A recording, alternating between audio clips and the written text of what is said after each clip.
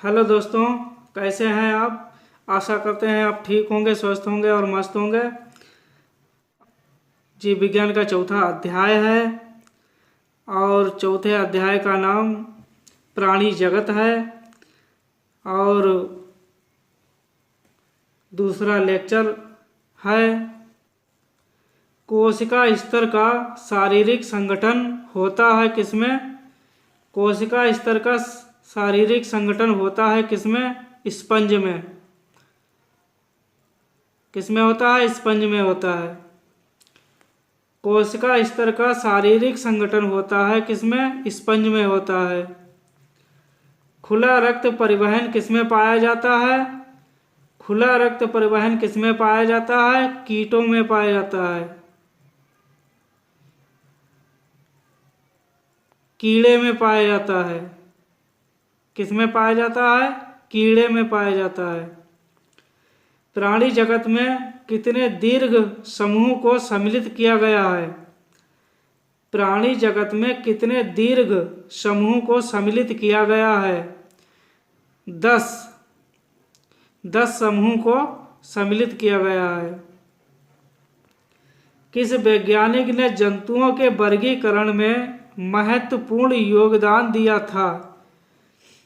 किस वैज्ञानिक ने जंतुओं के वर्गीकरण में महत्वपूर्ण योगदान दिया था? लीनियस ने दिया था। किसने दिया था? लीनियस ने दिया था। किसी भी प्राणी को बीच से काटने पर 2 बराबर भाग नहीं होते हैं तो इसे क्या कहा जाता है? तो इसे क्या कहा जाता है? किसी भी प्राणी को बीच से काटने पर 2 बराबर भाग नहीं होते हैं तो इसे क्या कहा जाता है? असम्मिति कहा जाता है। क्या कहा जाता है? असम्मिति। असम्मिति प्राणी जगत में किसमें पाई जाती है? असम्मिति प्राणी जगत में किसमें पाई जाती है? पोरीफेरा संघ में यानी स्पंज में। पोरीफेरा संघ में यानी स्पंज में। वो असम्मिति जिसके अंतर्गत किसी जीव को उसके केंद्र से काटा जाए, उसके सेंटर से काटा जाए, किसी भी तल से काटा जाए, अगर 2 बराबर भाग मिलते हैं तो ऐसी सम्मिति को अरीय सम्मिति कहते हैं। वो सम्मिति जिसके अंतर्गत किसी जीव को उसके केंद्र से काटा जाए, उसके सेंटर से काटा जाए, किसी भी तल से काटा जाए, अगर 2 बराबर भाग मिलते हैं तो ऐसी सम्मिति को अरीय सम्मिति कहते हैं। अरीय सम्मिति प्राणी जगत में किसमें पाई जाती है? अरीय सम्मिति प्राणी जगत में किसमें पाई जाती है? सिलेंट्रेटा संघ में, टीनोफोरा संघ में, इकाइनोडर्मेटा संघ में। सिलेंट्रेटा संघ में, टीनोफोरा संघ में, इकाइनोडर्मेटा संघ में। किसी भी शरीर को, किसी भी जीव को, किसी भी शरीर को, किसी भी जीव को अगर हम एक ही प्लेन से, एक ही तल से काटते हैं तो ही बराबर भाग मिलते हैं। किसी और तल से काटेंगे 2 बराबर भाग नहीं मिलेंगे। सिर्फ एक प्लेन पर काटने पर 2 बराबर भाग मिलते हैं। ऐसी सम्मिति द्विपार्श्व सम्मिति कहलाती है।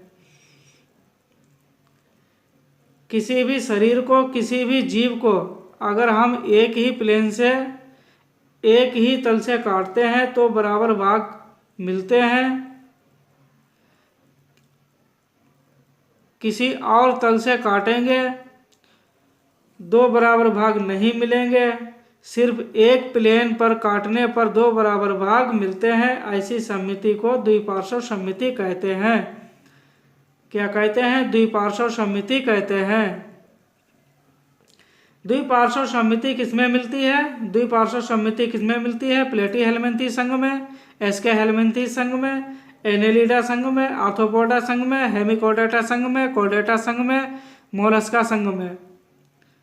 प्लेटी हेलमिंथी संघ में, एस्के हेलमिंथी संघ में, एनेलिडा संघ में, आर्थ्रोपोडा संघ में, हेमिकोडेटा संघ में, कोर्डेटा संघ में, मोलस्का संघ में। एक अंडाणु अगुणित है और एक शुक्राणु अगुणित है। दोनों आपस में मिलकर एक कोशिका का निर्माण होता है, उसे द्विगुणित युग्मनज कहते हैं। अब ये युग्मनज विभाजन करेगा, एक संरचना बनेगी। वह संरचना कौन सी है? भ्रूण कहलाती है। एक अंडाणु अगुणित है और एक शुक्राणु अगुणित है। एक अंडाणु अगुणित है और एक शुक्राणु अगुणित है। दोनों आपस में मिलकर एक कोशिका का निर्माण होता है, उसे द्विगुणित युग्मनज कहते हैं। अब यह युग्मनज विभाजन करेगा, एक संरचना बनेगी। वह संरचना भ्रूण कहलाती है। क्या कहलाती है? भ्रूण कहलाती है। अगर कोई भ्रूण 3 स्तर का है तो सबसे बाहर वाला स्तर एक्टोडर्म कहलाता है और एक्टोडर्म के नीचे वाला स्तर मीजोडर्म कहलाता है और मीजोडर्म के नीचे वाली यानी सबसे अंदर वाली स्तर को एंडोडर्म कहा जाता है।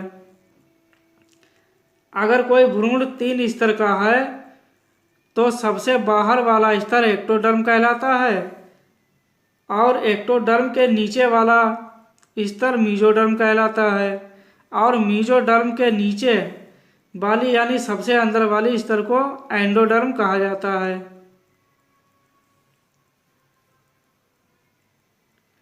एक्टोडर्म, मीजोडर्म, एंडोडर्म तीनों मिलकर क्या कहलाती हैं? एक्टोडर्म, मीजोडर्म, एंडोडर्म तीनों मिलकर क्या कहलाती हैं? जर्म स्तर कहलाती हैं।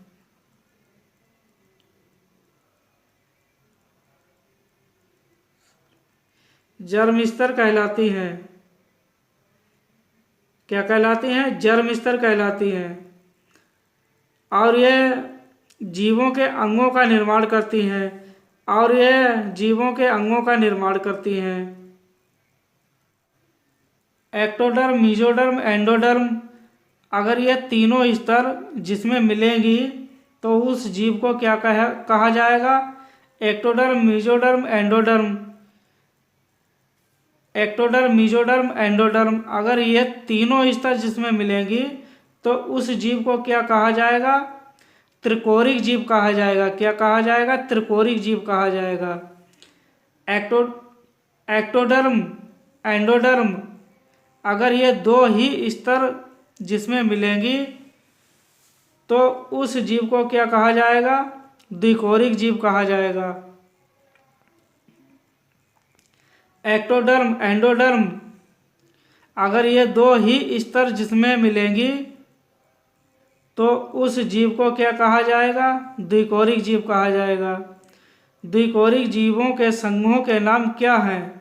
द्विकोरिक जीवों के समूहों के नाम क्या हैं? Porifera, Coelenterata, Ctenophora. Number 1 Porifera, number 2 Coelenterata, number 3 Ctenophora संघ। त्रिकोरिक जीवों के समूहों के नाम क्या हैं? त्रिकोरिक जीवों के समूहों के नाम क्या हैं? Platyhelminthes, aschelminthes, annelida, arthropoda, mollusca, echinodermata, hemichordata, Chordata.